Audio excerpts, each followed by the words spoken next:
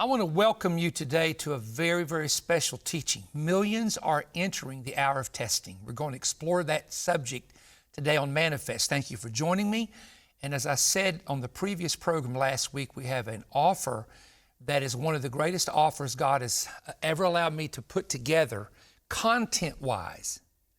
And it stunned me when I began to realize you can track the patterns of satanic attacks and death cycles in your family, death cycles. So we'll talk about that at the end of the program, so stay through the entire program.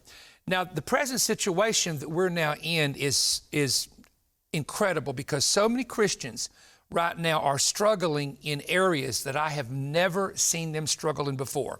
Some of it is personal situations, some of it is family situations, some of it is marital situations. It's just really been very tough for a lot of people. My wife, Pam, fell in Alabama. This is a while back, and she messed up her shoulder, and then she fell and tore her meniscus, and then she has to have a knee replacement, and then she had shingles, and she still has the after effect 1 year later, the after effect and some of the pain from that. And, we had a situation where we were having some basement problems and had to pull out of savings and work on our basement, pull out of savings for a lot of expenses. So for those of you that think that we don't have the same challenges that a lot of you have, think again, because we all are in the same boat when it comes to certain things that happen to us in life. There have been unexpected deaths happen to many of us that have brought great sorrow. I call it weird warfare. There's no other way to describe it, because if you deal with something that's not natural, then it has to be supernatural. So here's what I'm going to do. I'm going to go to the church at Philadelphia in the book of Revelation, where Christ is addressing them through his servant John the Apostle. And I want to read to you two verses. They're going to come up on the screen. Here's the first one, chapter 3, verse 8 and 9. I know your works. See, I've set before you an open door, and no man can shut it. For you have a little strength, you've kept my word, and have not denied my name. So he's boasting on this great church. By the way, Philadelphia means brotherly love, and it's one of the 7 churches. There were 2 churches Jesus bragged on, and this is only one of those 2 churches. Now, here's another verse that's coming up. Because you've kept my command to persevere, I will keep you from the hour of trial. Now notice that phrase. That's where we're going with this study, which shall come upon the whole world to test those who dwell on the earth. So this is something called the hour of testing, which is actually, I guess you could call this a season of testing, because the word hour there in Greek in Revelation chapter 3 is a literal hour, or it can be a figuratively speaking hour. So it means a season of testing. It can also, in the King James, it says a season of temptation. And it's the Greek word parasmos, which means to put to proof. And it actually refers to taking a vessel and piercing it to see the contents in it, what is on the inside of it. So a temptation is a piercing that comes to you, and a test that comes to you, which actually reveals what is on the inside of you. You know, a lot of people boast on how strong they are in the Lord until something happens that puts them through a real test, and then you see their real attitude, you see their hidden motives, you see the thoughts and the intents of their heart actually come out of them when there is a test put to them that's an intense test. Then it says that he will try those. That word try in Greek in Revelation 3 means to put to test those who are dwelling on the earth. So in the context, it said that we would be preserved from the hour of testing. Now, a lot of Bible scholars will look at that verse and say that we believe can allude to the hour of great tribulation, Matthew 24, which is coming on everyone on the earth. So God is going to preserve or keep us from that hour. So that's one of the main interpretations to this verse. But there is a spiritual principle that is also in this verse. You know, when we talk about being preserved, even in the blessing of the priest of the Old Testament in the book of Numbers, the priest would say, the Lord bless and keep you. And that word keep is a Hebrew word that means to preserve, to keep in check, to protect. So what is this hour of testing? Well, an hour of testing is something that will happen to you that will be the worst experience of your entire life.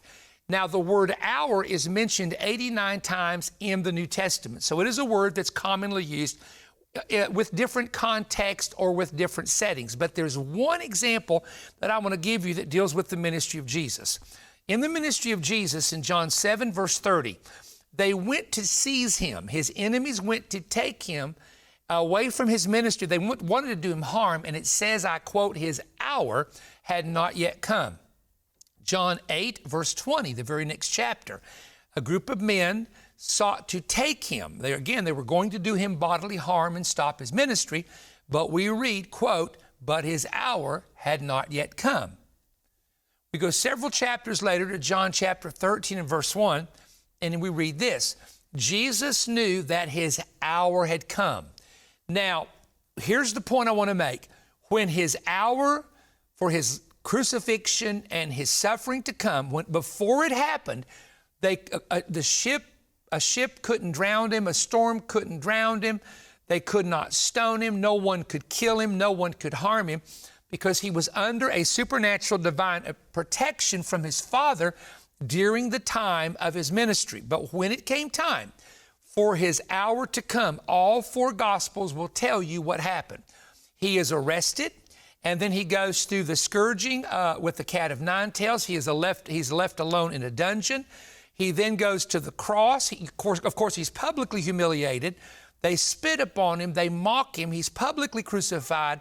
Only his mother and the Apostle John are actually staying faithful to him at the cross. And so all of these terrible things happen at one time. Now, have you ever had a time in your life where you said to yourself, we're in a time when all hell has broken loose, and the test or trial that you're in is so weird and so intense that you have never seen anything like it, and it's like it doesn't end. It gets worse, and it gets worse, and you expect good news, but bad news comes. Now, that is what you call an hour of testing. Now, I want to say something. For those of you who enjoy creating a test and a trial for other people, that you have sat back and you said you're going to bring it down and you're going to destroy this, let me just tell you this. Can I predict something to you? Your hour is coming. You are going to reap what you have sown. You reap to the wind, you're going to get a whirlwind. You haven't seen it yet. You think everything's fine and you've made it through. No, no, no. God has kept a record. And so you better be careful, because with the same judgment you judge, it will come back to you.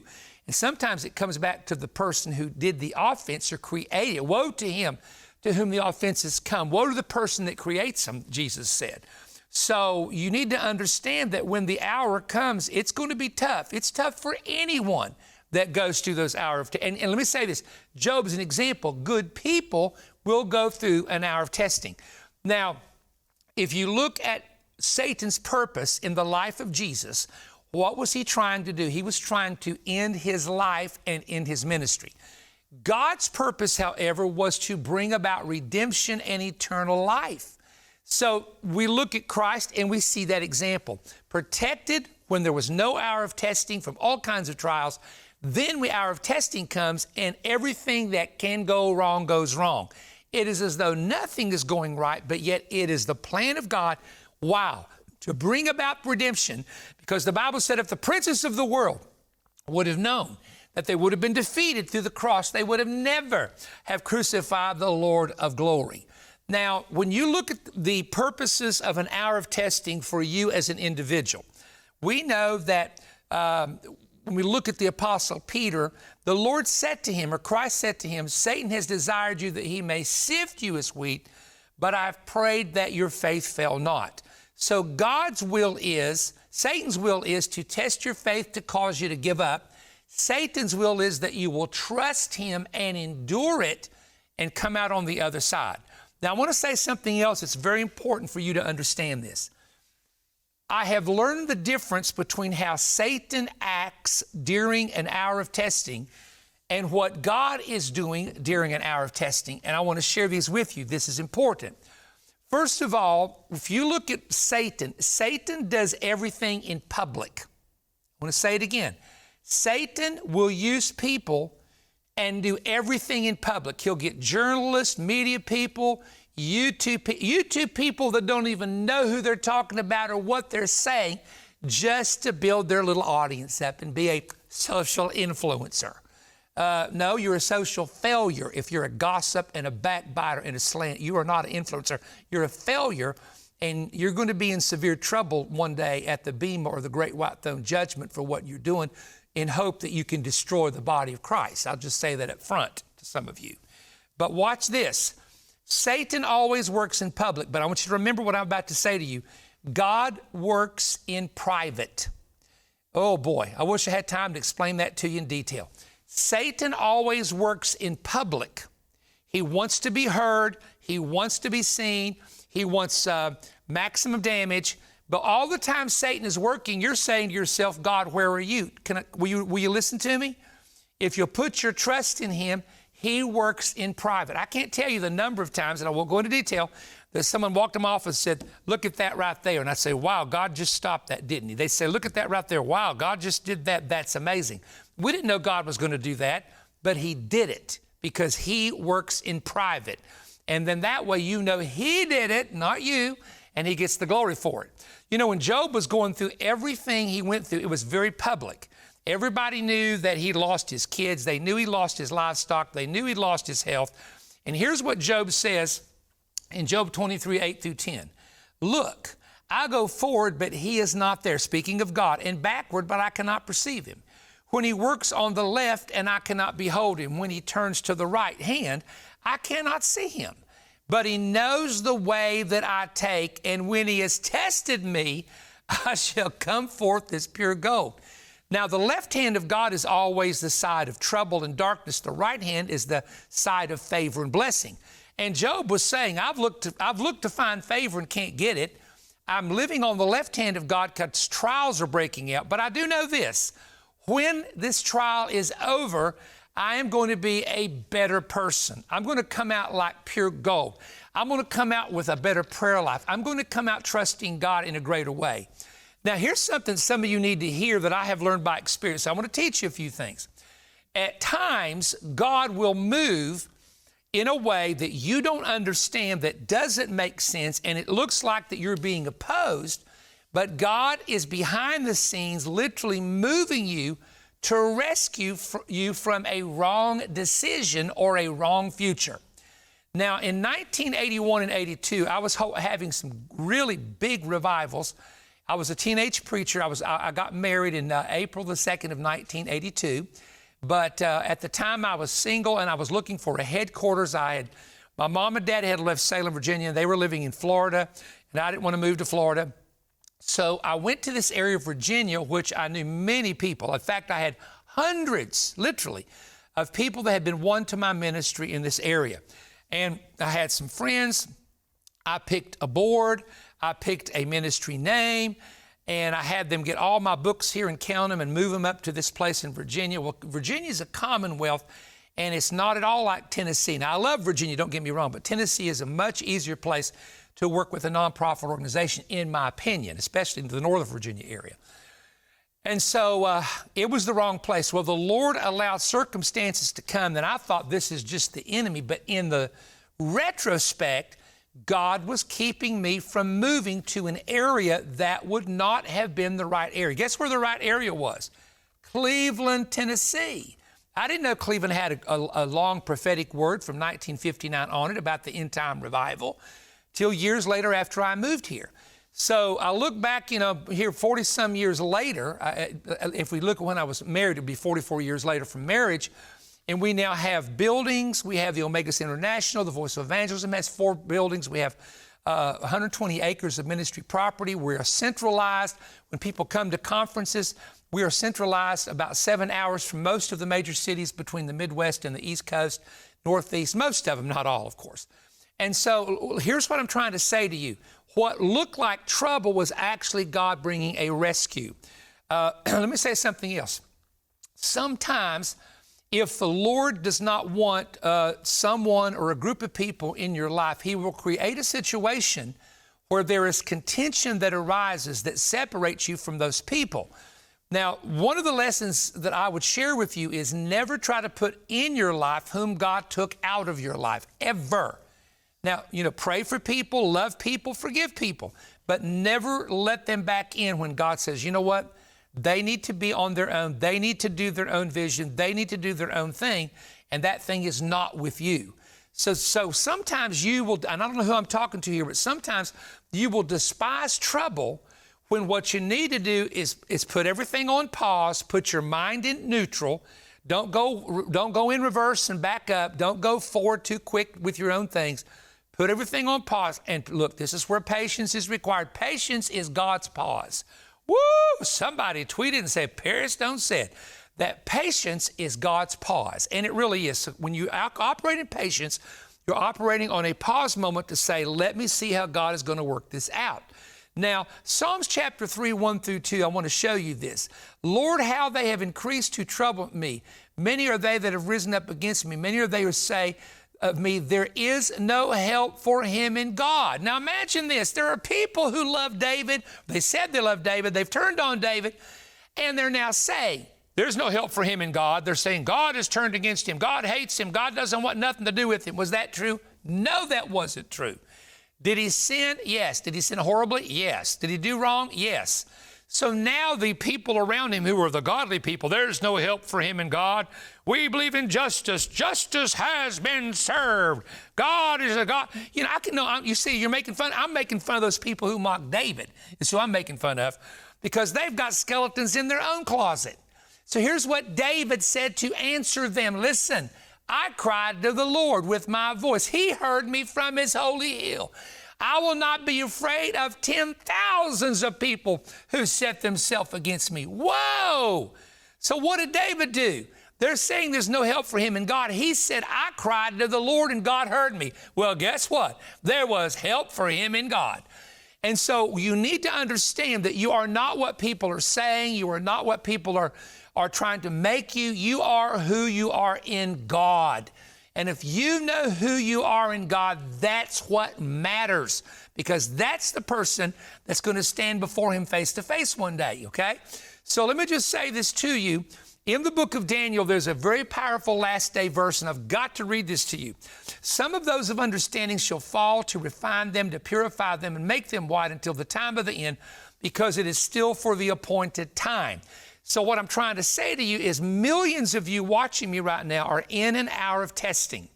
And that hour of testing in Daniel is God attempting to purify you. So he allows you to go through an hour of testing. Now, 3 things are going to happen to you. Ooh, oh, this is not pretty, but you need to hear it. Pay attention. 3 things are going to happen to you during an hour of testing. Matthew 3 and 10, God will lay the axe to the root of the tree. There's some roots. There's some things on your tree shouldn't be there. And he starts cutting down those the tree, and sometimes he uproots it and replants it all over again from a new start. Number 2, in Matthew chapter 3 and verse 12, there is a threshing floor that burns up the chaff. Now, wheat has hard chaff on it that has to be separated. You can't eat the wheat with the chaff on it. So the wheat is brought to into the barn or into the Father's house, so to speak, and the chaff is burnt with an unquenchable fire. So there has to come not only sometimes the laying the axe to the root of the tree is separating you from certain relationships and people, but secondly, there has to be a purging, which is a separating of those things. The chaff, which is just the trash and the junk hanging on, has got to come off. It's got to be put away. It's got to be burnt. So there's going to be some burning take place. Number 3, John chapter 15, verse 2, he said, I'm the vine and you're the branches, but a vine that does not produce fruit will be trimmed so that it can produce more fruit. Now, how does that work? It works like this, that in a vineyard, there are some branches that become dead. They don't produce anything, but they sap the life out of the living branches. So they cut them and trim them. And then as they grow back with new life. So you're going to be pruned if you do and pruned if you don't. So in other words, these things that God allows you to go through, this is important you hear me, is not to harm you. It is not to hurt you. It is not to destroy you. It is to purge you, to make you white, to refine you in the fire so that you come out with greater faith, greater trust, greater confidence, more zeal for him, and you start producing more fruit. Now, we do know that in the last days, there's 2 things that's going to happen. Daniel chapter 7:25, he shall wear out the saints of the Most High God and speak great words against the Most High God. The word wear out there in the Arabic is to wear out mentally. So there's going to be a mental wearing down of so many of God's people at the time of the end by what I call the spirit of Antichrist.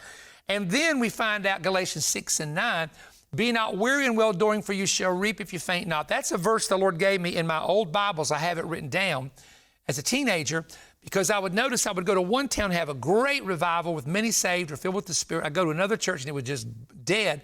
And I would get weary in well-doing.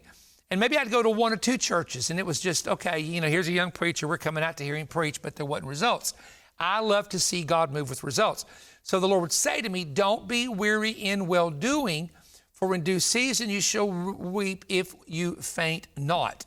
2 more verses. For this cause we faint not, though our outward man perish, the inward man is renewed day by day. For our light affliction, that which is but for a moment, worketh more exceedingly an eternal weight of glory, while we look at the things which are seen, but don't look at the things that you see. Look at the things that you can't see, the Bible says.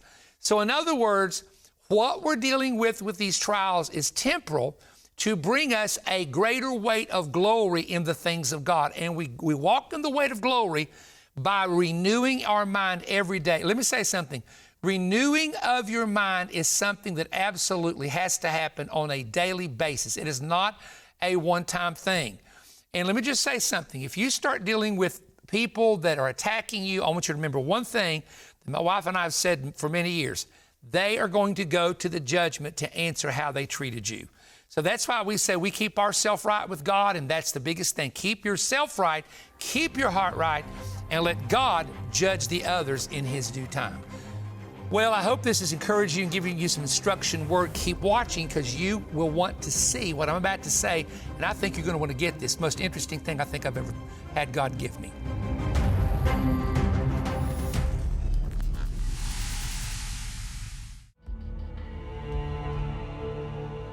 In the Dark Kingdom, there are crafty, familiar spirits linking back to your ancestors that continue to design seasonal attacks, targeting your family on specific timed moments. However, armed with this stunning insight, you can track their timing to cut off their intended plots. In Perry Stone's gripping new book, Return of the Dark Angel, he uncovers how your family may be encountering supernatural warfare involving an unclean or familiar spirit, character weaknesses, dangerous bondages, secret sin cycles, and death cycles that you can now unmask and expel from your present and future lineage. Perry will explain how he was informed that a dark angel was assigned against him every 12 years. Through months of investigation, Perry discovered these 12-year attack cycles, including a strange pattern in his Italian family. For over 120 years, family deaths occurred in a strange 12-year pattern. Through family documentation, Perry discovered the trail of an ancient spirit linked with his early ancestors' involvement in the Italian Black Hands Mafia, including making and selling moonshine during Prohibition in Central West Virginia, which caused early deaths. In Perry's book, he reveals topics such as My Besetting Sin and Personal Troubles, the 12-year cycles of the Dark Angel Explained, the strange 12-year death angel visitation, a family sin that cost the lives of 2 children, breaking a generational pornography spirit, why the enemy targets your firstborn child more than others, the need to take a ride in the hills to avoid a hearse, how and why Satan commissions hindering spirits to obstruct God's will in your life, how to chart out your personal and family attacks to prevent them, how your weakness can become your strength, healing deep soul wounds. Discover the undetected and most effective weapons Satan is using right now. Preparing for a sudden counterattack. Using 3 weapons most Christians never use in a serious conflict. 7 life lessons you must learn now to win in the end. Armed with this amazing knowledge, you can track and detect upcoming plots and cut them off, shutting the door in advance on their strategy. When ordering this book, Perry will also include a 2-audio CD teaching Christian Cannibals in the Church, Biting and Devouring One Another in God's Name. This is an explosive expose exposing a dangerous social media feeding frenzy. Every believer must hear this timely, detailed teaching. This audio teaching is available for immediate download when you order from our website. Order offer DA149, which includes Perry's new book, Return of the Dark Angel, and new 2 audio CD teaching, Christian Cannibals in the Church, by calling toll-free 1-888-21-BREAD. That's 1-888-212-7323, or order online at perrystone.org. You can also write to us at Perry Stone, P.O. Box 3595, Cleveland, Tennessee 37320, and enclose your gift of $30 or more to request package offer DA149. We look forward to hearing from you soon. You know, when we wrote the book, Return of the Dark Angel, the first chapter, I was telling someone about it, and they said, boy, that'll get attention. The first chapter says, my besetting sin and personal struggles. The second chapter is Satan has a target on your firstborn child. This book right here is the brand new book. I was under a real strong burden to get this out to people, because I kept noticing in families that they would go through a cycle of divorce. Mom and dad divorced, then maybe a couple years later, the son and daughter divorced. A couple years later, the daughter and her husband divorced. In other words, I may have said that wrong, but you know what I'm saying, it was just a series of divorces. Suicides are the same thing. And so please get this. This is one of the most important books I think the Lord has ever given me, and it's full of revelation. It's not stuff, it's nothing rehashed from the past, it's new. And please, let me just say something. I'm gonna read the back of this, okay? Mature Christians are aware of sins of the flesh, yet few understand sins of the spirit. Too many Christians accept the sins of backbiting, unforgiveness, and gossip, yet these are all dangerous and can cause you, and I'll prove from the Bible, to forfeit your own mercy. Best offer, in my opinion, in about 4 years on Manna-Fest, maybe 5 years. Now, having said that, if you live in these areas, maybe you can join me. I'm coming to Alaska, and you folks that live in Alaska, I know it's a long drive between cities, but we're coming to Saldonta, Alaska, June the 4th through the 8th. Sherry Morris is hosting that there at Trinity Christian Center. We're coming to Redemption Church with Ed King in Knoxville, Tennessee, Friday, Saturday, and Sunday, June 20, 21, and 22. And then my family and I are taking a lot of the month of July off. I'm working on a lot of tapings, some new DVDs, going and starting to really focus on the children's outreach, because this is going to be phenomenal. You guys have heard me announce this, have absolutely no clue to what's being planned with this and where this is going. It's going to be fantastic. And then we're going to pick up in August, September, October of almost nonstop weekend meetings until we go to Israel for our VIP trip and our main tour, the Lord willing, in the month of November. Go to perrystone.org for more information.